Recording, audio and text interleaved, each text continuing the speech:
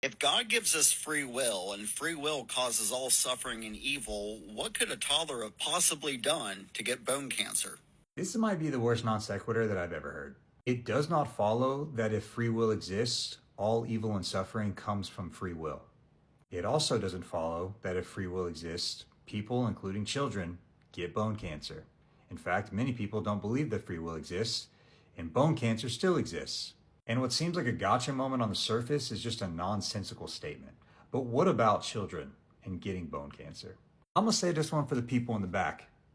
God heals all children of cancer, whether in this life or the next.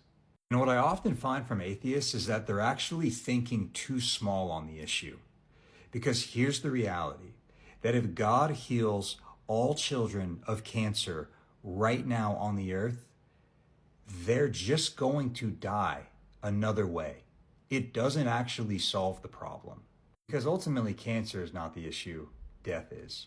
And at the core of Christianity is the message that God has defeated death. God didn't just take on the temporary things like different forms of sickness, but instead he defeats the whole thing. That in Christ, through his resurrection, death has been conquered.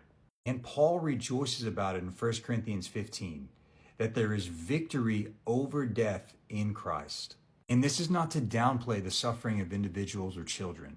It's to show that God has taken it so seriously that he hasn't dealt with just the temporary forms of suffering, but has defeated the whole thing and what it leads to, death. This is why suffering is not an objection against Christianity, because Christianity accounts for suffering, expects suffering, and has a real solution for suffering in Christ. That the redemption of all things, including children who die of cancer, will be renewed and made right in Christ. To the critic, to the skeptic, my only question to you would be, what does your worldview have to offer? This should be expected. This is just a part of survival of the fittest, and there's actually nothing wrong with it. But there's something inside of you that knows that's not true, which is why you desire for the redemption of it, and it is only found in Christ.